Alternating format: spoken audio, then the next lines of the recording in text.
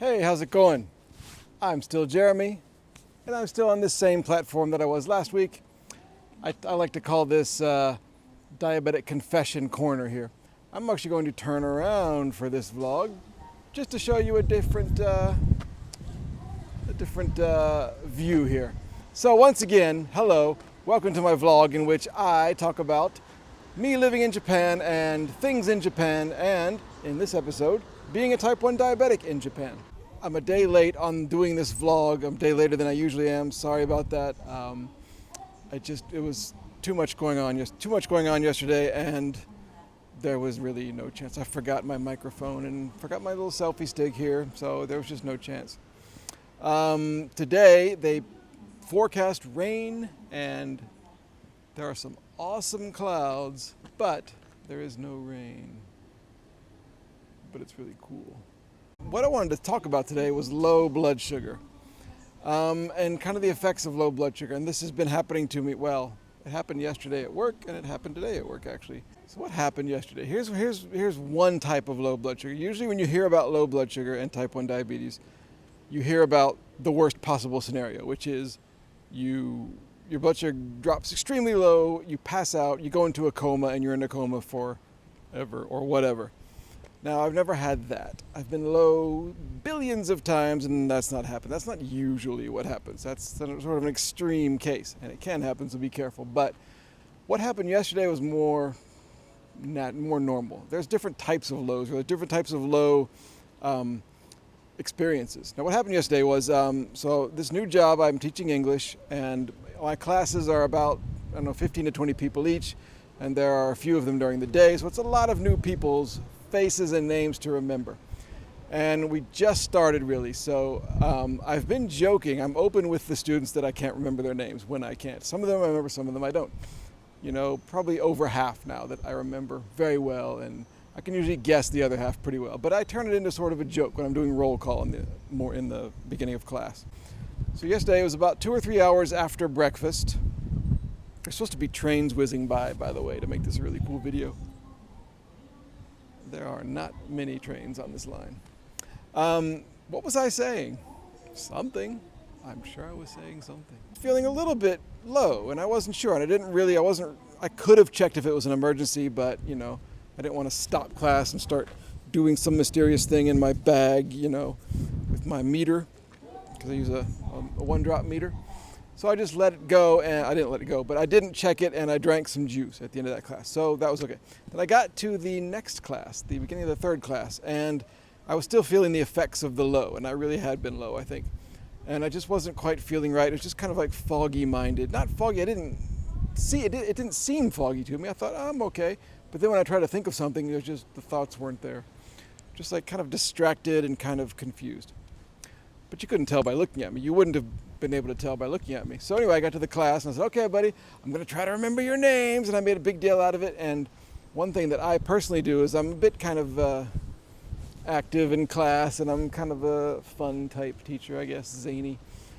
When I'm low, when I'm trying to be that and I'm low, I'm even more so. And I'm not reading the room really well. So I'm just kind of like, hey, and the students kind of like, right, sure. So anyway, I was like, I'm gonna do a game. How many of your names can I remember? I think I can remember them all. So I was going down the list, and I got the first 3 correctly. I would read a name and say, that's you, and I read a name and say, that's you. And they were applauding jokingly and stuff. But overall, I spent about 4 or 5 minutes on this, which is a lot of precious class time. And I only got about half of them. The ones that I knew really well, I was just kind of like, who? And that's what it was like. And they're like, what an idiot. And they were right. I was kind of an idiot at that point, in that situation. That's what low blood sugar did. And I eventually felt better, but the class never really recovered yesterday. I never really recovered. I was feeling okay, and I did the class. We conducted the class, and we did all the stuff we're supposed to do and everything. But that's just what happens. That's how it goes sometimes. Right after that class was lunchtime, and I checked, and it was 1:30. And so based on the juice I had drunk, which would have brought it up about 80 points or so, I was probably around 50 at the end of the second hour. And that's just how it goes. That's what low blood sugar can sometimes do to you. It can kind of make you foggy-minded and just not quite there, but still able to do stuff. Now what happened today was, the rest of the day was fine yesterday. What happened today was sort of similar. It was during a 2-hour class I have, and in the middle of it I was like, something's not right. And I started feeling kind of like paranoid. That happens to me sometimes when I'm low. This is kind of vague unease. Like, am I going to fall over? It's kind of like when an earthquake starts. I haven't felt a big earthquake in a while.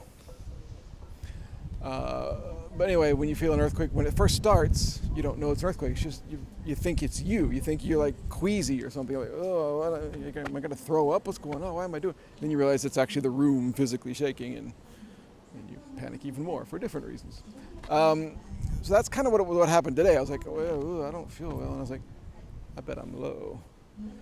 And I was sweating. That happens sometimes when you are low, and certain kinds of lows. This is all after lunch today. And so luckily the students were doing something. They were like writing something. So I could take a couple minutes to dip into my bag, get my juice out. Again, I didn't check. I did check. I checked it this time and it was 71, which is not terribly, terribly low. But I thought, okay, need to eat, because mine shouldn't be that low personally after lunch.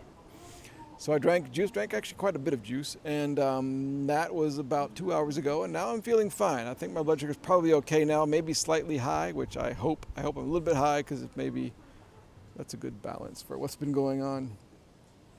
So hopefully you can catch lows before they are too low, because bad things can happen. What happened yesterday and today is kind of typical, and it's really irritating. And so actually this morning I took less insulin for breakfast than I normally would have, and I was about 190 all morning, which is a little bit high, but that's how it goes. Fair enough. So at least it made sense. So what else from the day? There's one more thing from the day I wanted to tell you about, and that is this mask. Hang on a second. Put this mask on. I've been wearing a face shield at work, not a mask. So a big plastic kind of welder's mask thing at work. People mock me, but I like it better than the mask, because the students can see my face and they can see my mouth move, and maybe they can understand English better. So anyway, this mask is in my shirt pocket most of the day, all day really. So I was eating like a choco pie at lunch, and some of the crumbs fell into my pocket, and I didn't realize it until just now after work when I put the mask back on to ride the trains home. And I've noticed that some of the chocolate fell into my pocket and got on the mask. So I noticed when I was leaving work, so I dipped into the bathroom real quick to wash it off. Got a little bit of water in the sink, and I washed it off. You can see it here, I'm sure, whichever side it is, that side. And then I washed it off, and I thought, well, wait a minute. Now the mask is wet. I didn't get the whole mask wet, but little section. So now the mask is wet, and that kind of destroys its efficacy, right? It's not going to be effective if it's wet. It's still going to pass all the COVID germs that I have. I hope not. But so then I was walking to the station. I don't wear it when I'm not walking. I was walking to the station, kind of like air drying it, like waving it around. People thought I was insane, but let them think it. So that's the kind of day I've had. A good day is what I mean to say. Another good day here in Osaka. So, again, I am very thankful that you're watching this. Thank you very much. If you got any questions about low blood sugar, let me know, because I got stories. I got anecdotes. I got tales. I got all kinds of stuff. And I think my train is going to come in it's going to be a few minutes. So I'm going to stop this video here. Thank you for watching. You can go here to sign up for my newsletter, and I'll send you links to these videos before they're actually published live. You get to join the secret club for free just by entering your email. And I will see you in the next vlog. There's a 4-day weekend coming up, and I'm going to do some vlogs during that. So that'll be fun. Hopefully I'll be riding my bike again, somewhere interesting. I'll do some research when I'm not so worn out. Thanks for watching.